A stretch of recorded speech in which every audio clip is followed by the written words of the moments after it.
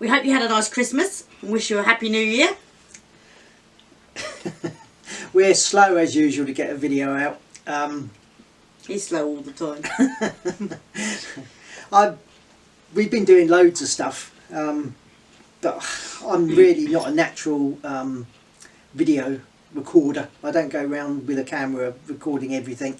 A lot of the time there'll be something that I really want to record and I completely forget.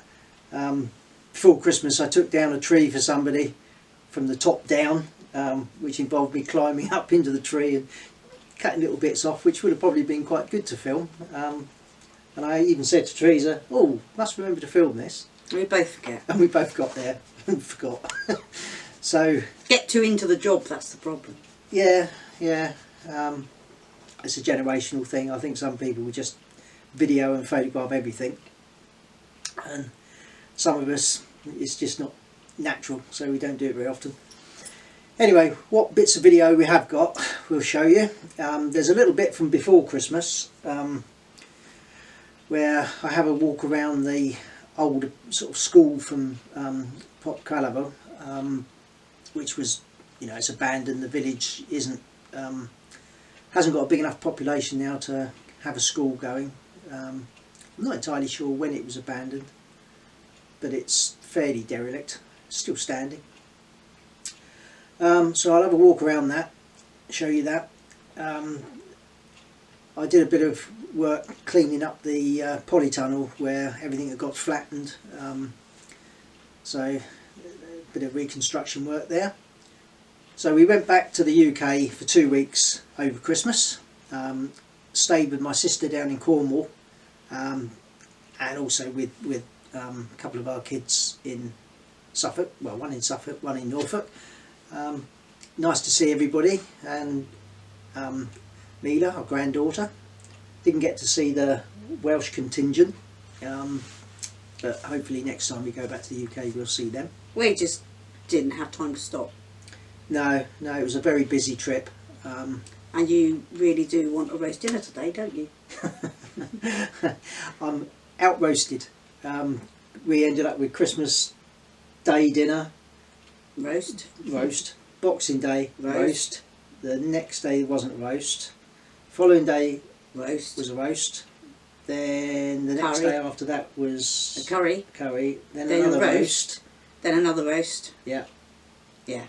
I like roasts, but not one after the other. It just gets a bit, I must have put on a stone.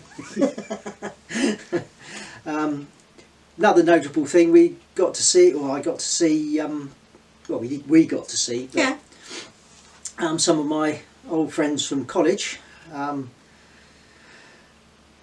or 3 of them that I hadn't seen. In fact, I don't think I'd seen any of them since our wedding, and then a couple that I hadn't seen actually since college, which was really nice. It's funny, you just sort of click back in as if you've not been away, just same old jokes, same nicknames. It was great to see them. Be nice to have a bigger meet-up one day, with a few more. Preferably with some wives. Yeah, Teresa was a bit on her own. But it was nice. And thanks, Rob, for letting us stay. Yeah, thanks, Rob. That was great. That's pretty much it from going back to the UK. We got back here Tuesday. Whilst we were away, Dexter stayed with Adam and Lynn. For his little Christmas dogcation. Christmas dogcation, yeah, with his siblings and the cats. He's actually laid down here. You probably hear him.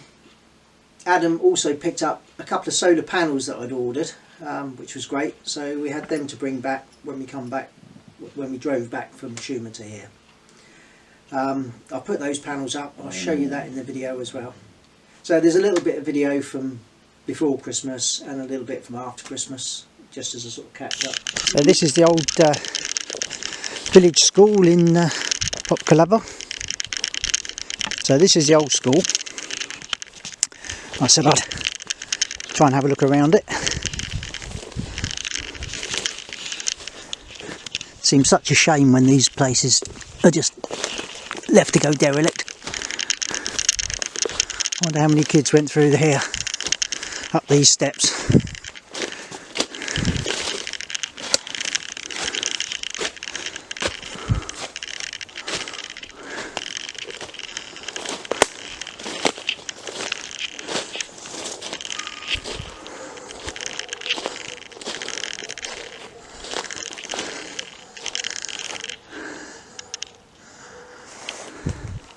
Quite a nice building.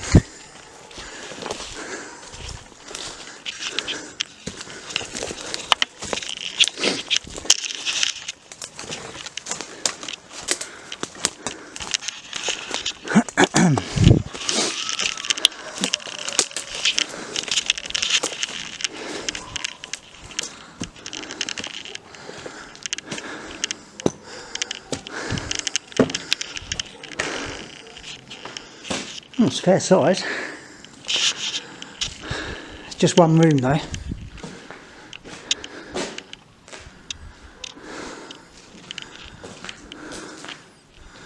Not sure how much I trust that.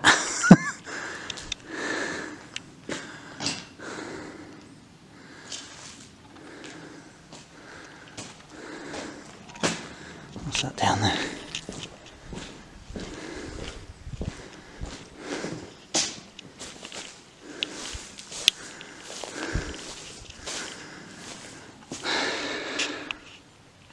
Well, someone's not wasting a good building, keeping some straw in there.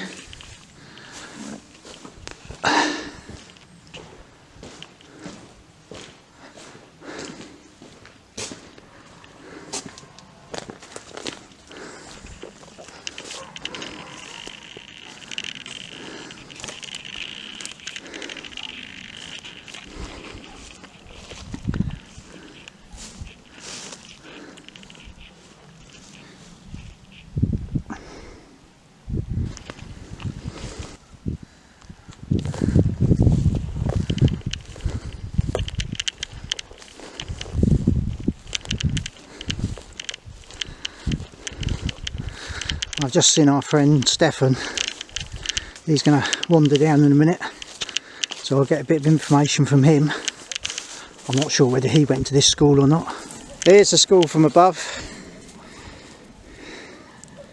It's quite central in the village.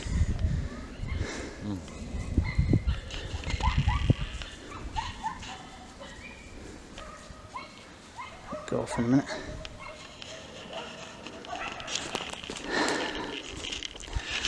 I thought I'd just show you this as well. This is our house, and this is a little track up to another little house that's above ours. Nobody lives there anymore. But next to it is another property that obviously at some point has fallen down, which again is pretty sad.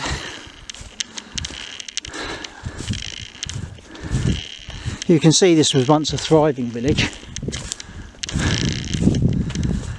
and I was chatting with Stefan earlier, and he was saying that the Bulgarian government are actually thinking of closing a lot of small villages completely, as in taking them off the map if they have less than 25 inhabitants or something like that, I think.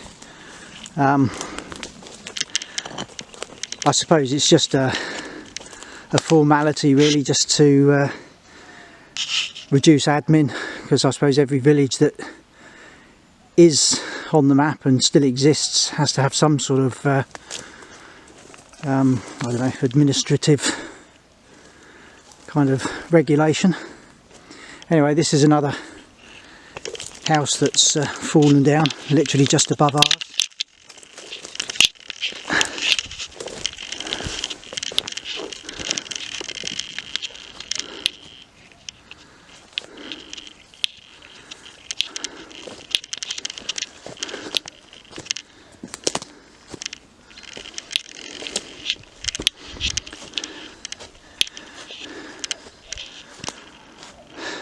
Always just seems so sad to me to think that somebody once built this, their pride and joy, maybe had children, a family,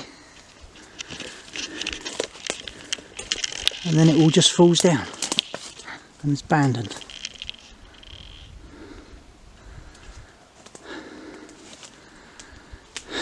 This is all damage from the last lot of snow.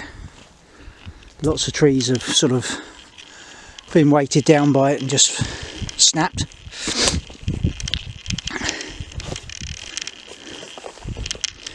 And apparently, according to Stefan, we got more snow on the way.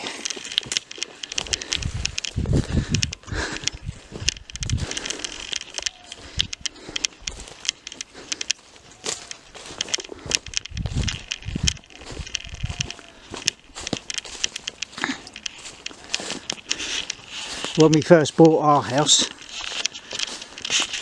this property was still being lived in by an old couple, and this vineyard was kept beautifully, all motivated between the rows, but in the last couple of years it's just obviously abandoned.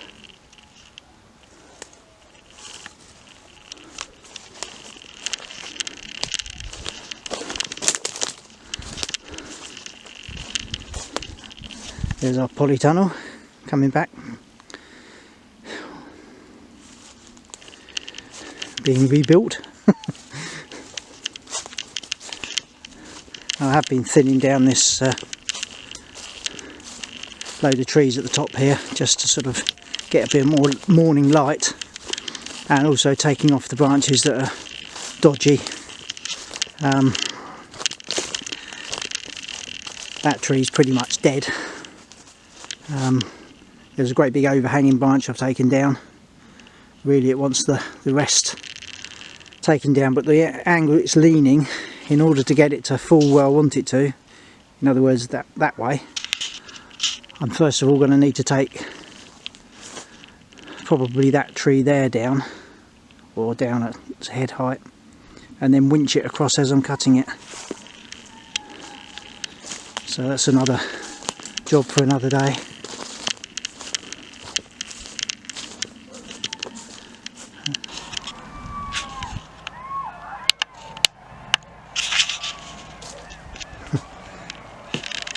There's Christmas lights.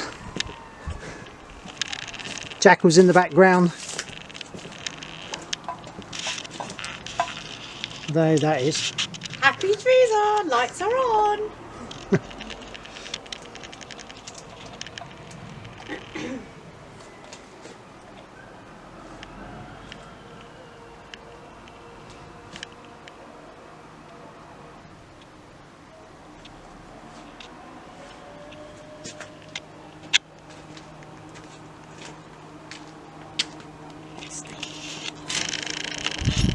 So it's the 4th of January, which is Teresa's birthday.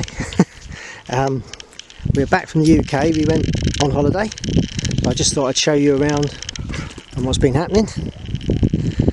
So that's the tree that came down in the snow, which I think was in the last video. It took that, or it split that little tree in half as well, unfortunately, so I've cut them both out. I've left this one long at the moment because I'm hoping to get a winch or the van on it and see if I can twist it round to pull the root out. So I've using it as a lever. Whether it'll work, I don't know. If it doesn't, I'll just have to dig down and try and get the root out. Sort of similar thing with that one. So the wood for that lot is all over there, ready to sort of be cut down, or it can stay there for the summer and just dry out and then be chopped up for next year's firewood. What else? So I bought 2 more panels, so 2 more 450 watt panels, just sitting there at the moment, but they'll be going up on the array, and that'll bring my total array wattage up to 4,500 watts. I still like to add some more. I'm going to have to split it into 2 arrays. So coming out the back, before we went back to the UK for Christmas, I started having a tidy up out here. we've got 8 hazelnut trees, or 8 hazel trees, which I've decided to coppice a couple every year. So that will give them a sort of like a 4-year cycle, which hopefully will mean that we'll still get hazelnuts, but instead of them growing out of hand, I've chopped them down. They should come back up through this year, and that will give them, on the 4th year, they should easily be back producing hazelnuts. So basically 2 every year. We'll see how it goes, but I should get a decent amount of wood that way. So that's given me a whole load of poles here that I can cut, you know, trim up and use as beam poles and things in the garden. This is more firewood, so it's stink trees, which I've taken down. There's one there, and there's a couple over in the corner. I'm slowly trying to clear this corner out, which is just sort of overgrown with stink trees and thistles, and just a mess really. So that's been stacked here. When it's a little bit dry but not too dry, I want to try and get that burnt. And then moving up, I'm hoping these trees will come back. There's an apple and a cherry that haven't done very well. They look like they died off in the summer, so they're probably not going to be any good, but we'll see. I'll give them a spring and see if they bud at all. If they don't, they can come up and be replaced. That's a little pear tree that a friend of ours gave us. That one did take last year, so hopefully that should come back okay. That's a pear tree as well, a new one we put in last year, which I think will be fine. That one didn't die off. Coming up to the polytunnel, I've managed to rebuild the framework. These frames are sort of too far gone really. I'll have a go at straightening them, but they were pretty bent. I had 2 spare hoops, so I've replaced the worst ones with those, and the other ones I've just bent back in line. This end is going to be netted again, so it doesn't really matter that they're not perfect. The other end will obviously be sheeted again. There's no point in doing it until the end of January really, just sort of make sure the worst of the weather's gone. I don't want to put them on and get it all blown off again. I'm going to slightly redo the way I've sort of put the sheet on, because it did get a bit hot in there in the summer, so I'm going to have it so I've got air gaps in the bottom. So I'll bring it over and clamp it rather than roll it in some wood and then clamp the wood. All looks a bit of a mess, but it'll be alright once it's all seen a bit of TLC. The other thing I've been doing is, again, just before Christmas, before we went away, I started to clear some of the dead trees that are along the top here. I don't like cutting trees back, but these ones overhang the vineyard. They basically protect the jays that come down and pinch all my grapes, so I'm slowly cutting them back. This one here was completely rotten, in danger of falling over onto the vineyard, so I've cut the overhanging branches away, and then I've got to figure out, I'll probably have to chop it down a little from the top, because it's pretty much dead. And then the same, there was one there gone, another big one up the end there. These ones I'll just trim up. I'm not going to cut them down, I'll just take off the overhanging branches. That's another fire which will be set with all the scrub from this lot. That's it really. That's an overview of the garden. The vineyard's ready to be pruned, which I'll do in the coming weeks.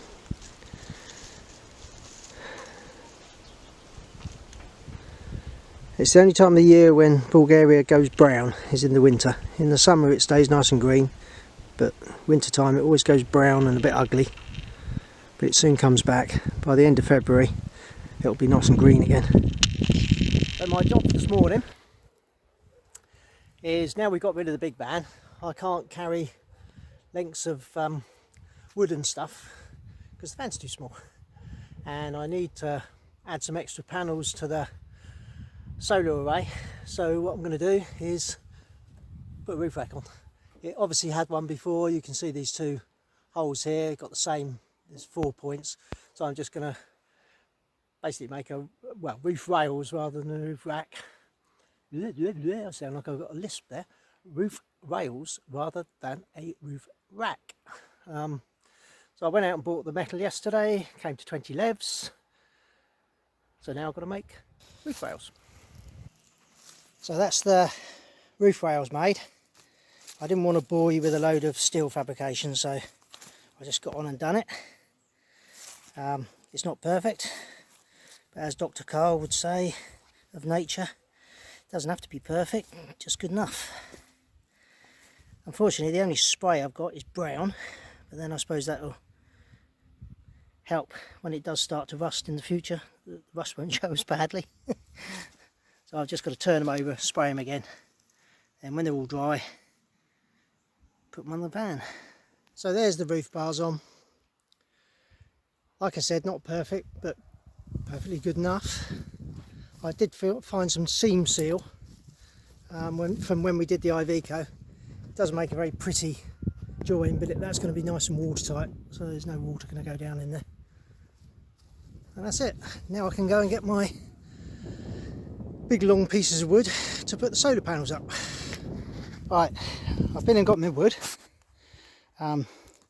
6 by 8 centimetres, and fixed the panels to them. Temporarily, these panels are just going to be above these panels, but lengthways. It's not ideal because I don't really want a great big array of panels poking up into the sky where everybody can see them. So I only really wanted to go 1 panel high, but this will be kind of 1.5 panels high. The way I'm going to try and get them up there is to lever them up and then screw them in place. So I've just kind of rigged up, or jury-rigged a bit of wood there to stop them from sliding off, and the ropes. And then I've got a friend coming to help me lift them up, but he doesn't really like being filmed, so I'll show you before and after. It's a shame because it'll probably be like Laurel and Hardy trying to put it up.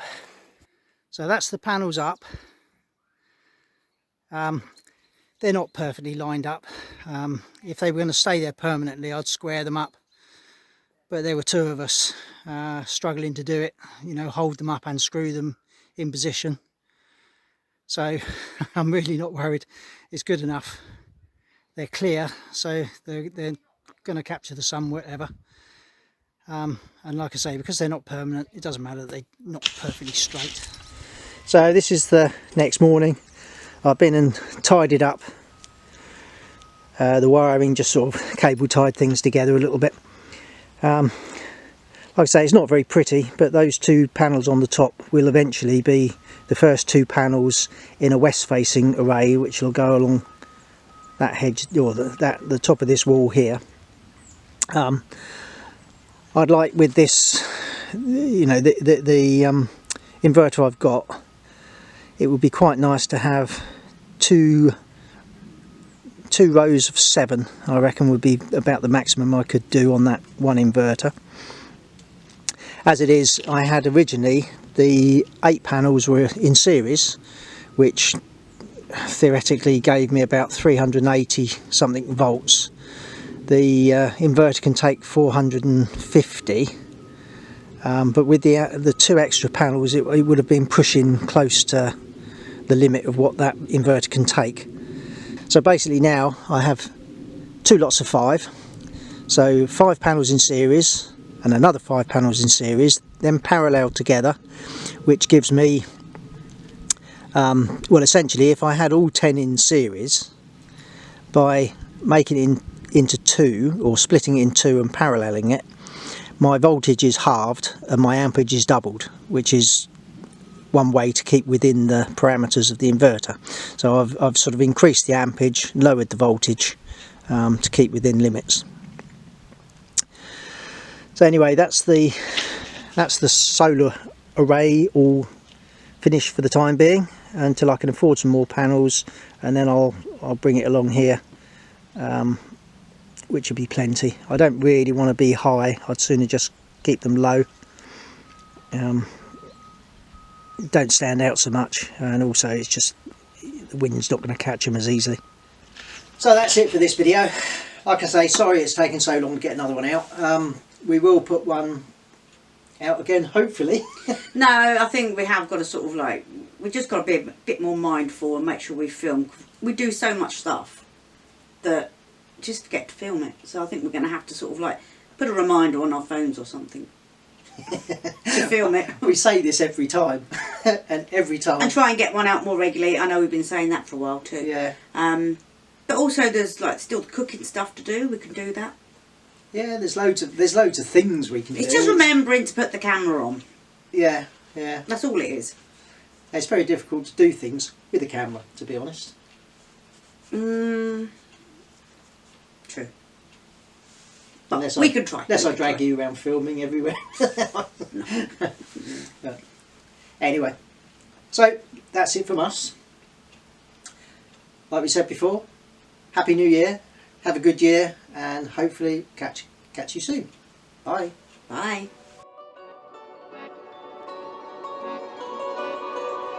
Come on in.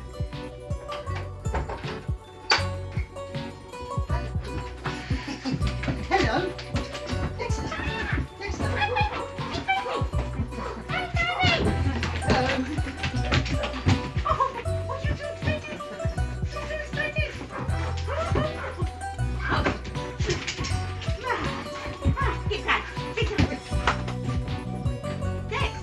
That's it. That's it. Introduce yourself. Come here.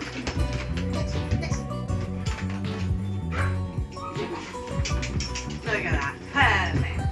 Oh, you're so excited. Take off in a minute. Take off in a minute.